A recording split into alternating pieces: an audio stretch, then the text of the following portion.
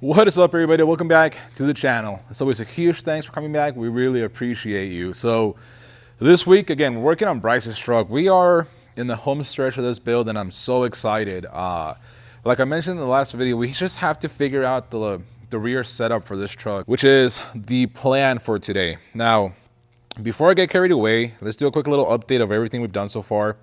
Obviously, like I mentioned in the last video, as you saw in the last video, we removed the bed. But before we did that, we had to put the truck where ride height was going to be, which is about where it's at right now. And that's super important because we need to know exactly where the mounts are going to be to make sure that everything's going to look right at ride height. We also marked center for our axle, which we did that by putting the truck back under its own weight by the axle.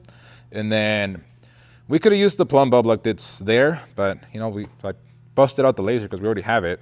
So we make sure that it was straight down the axle, and then we marked our lines here and there, which then we used the plumb bob to make sure that the axle was now centered to that line, which once we're all done should mean that the tire should be right in the middle of the wheel well. And then we also used the plumb bob line to make sure that the axle was centered under the truck by measuring from the line to that plate right there on either side. So now that we know that the axle is where we need it to be, which also is why I love these stands that I made, because the casters lock, and like once they're locked, like this thing's not gonna move. So I know that it's not gonna change on me.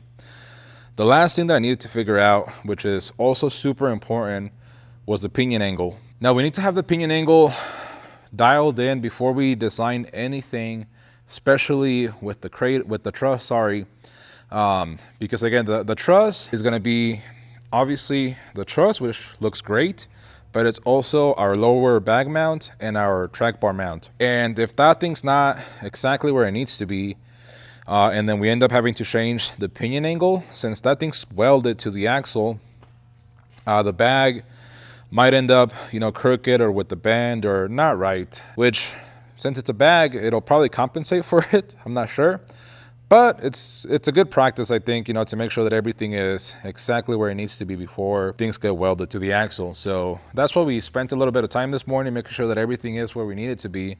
And now that I know that it is where I want it to be, we're gonna go ahead and actually 3D scan this whole section of the frame.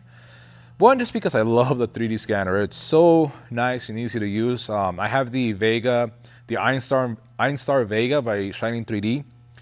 And that thing is a breeze to use. Like, I literally love that, using that thing, and I'm always looking for different opportunities to be able to use it. Along with the Vega, we're actually gonna test out a product, a 3D scanning spray that we were sent by one of the biggest companies probably that makes those sprays, which I'm pretty excited. Now, this frame shouldn't really need that spray. Like, this is actually probably what I would say ideal conditions for 3D scanning, and that's just because it's a surface that is not shiny, it's not black, you know, it's not reflected, none of those things. It should still benefit from the spray, as well as some markers that we're gonna put throughout the frame, again, to make the scanning experience a little bit easier, a little bit better, be able to hopefully capture more detail. The only thing that I really want to make sure that I capture pretty good is this area, because I'm still not 100% sure how we're going to make the cross member work, but more than likely it's going to have to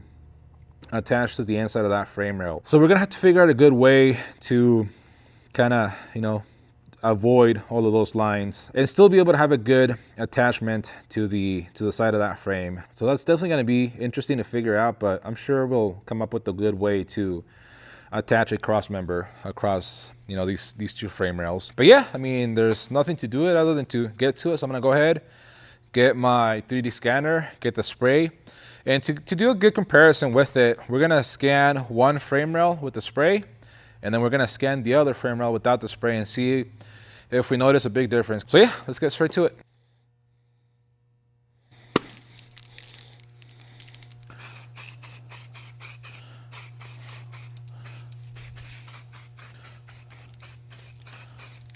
So far, it's not having too hard of a time scanning this thing. It has lost tracking a time or two, but it seems to regain it pretty instantly.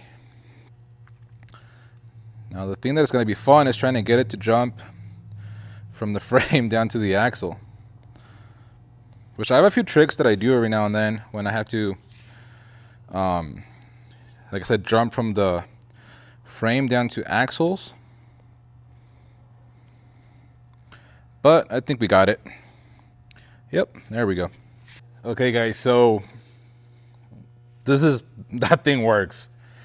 I've been able to scan that whole thing in literally, does it tell the time? I don't know, a few seconds literally. And it hasn't lost tracking once.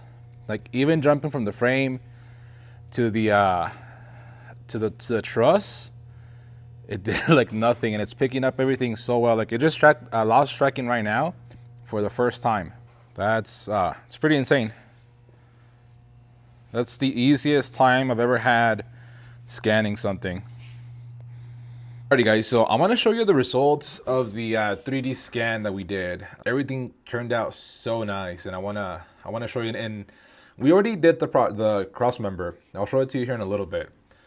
But like I said, I really want to show you the results of this 3D scan because they turned out really nice. And these are the results that I got. I only used the small little part that I needed to be able to design this cross member slash bag mount slash track bar bracket. I am super happy with the way that it turned out. We actually, like I said, already made this. I'm gonna go show you this in a little bit. The dimensions, I used I was only able to use one of the bolt holes there to use it on the cross member. They lined up perfectly. Everything lined up exactly the way that I wanted it.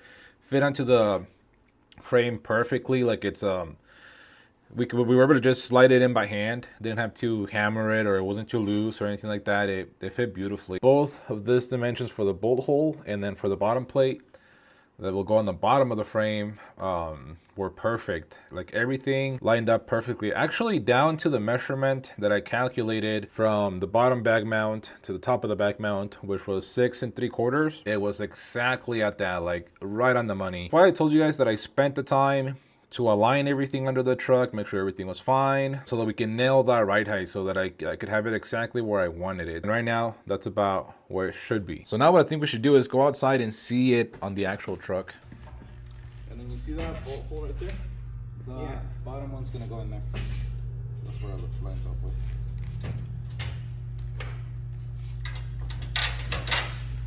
Only one, right? Yeah. Lines up with it? Mm-hmm. No washer, nothing right now? No, right now it's just for mock-up. Okay.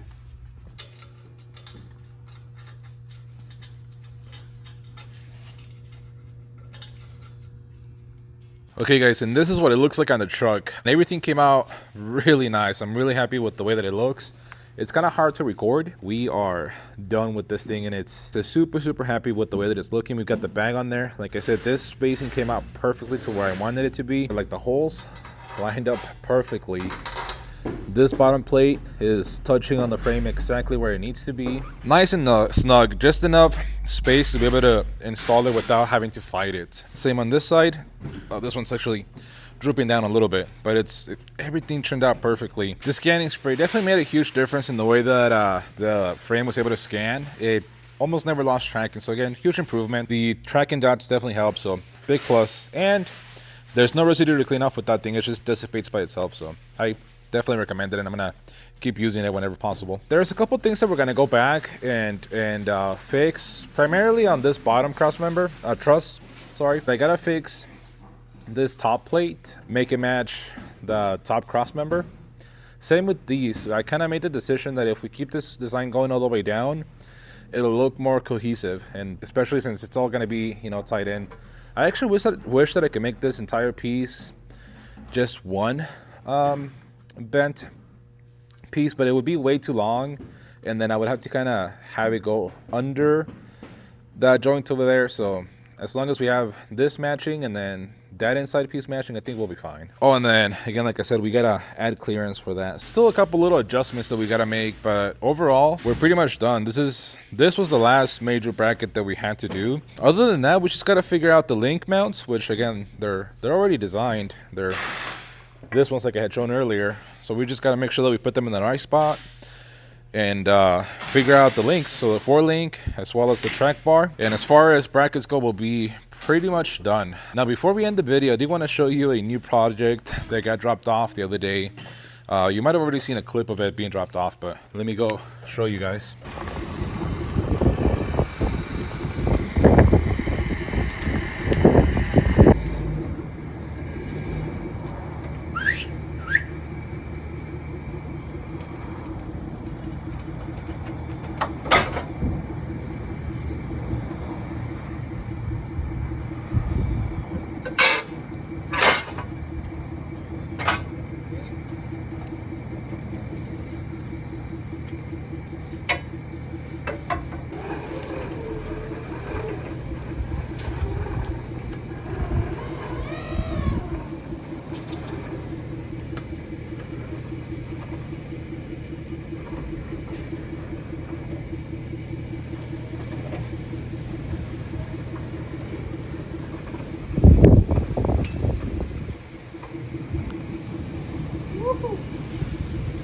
It's chilly.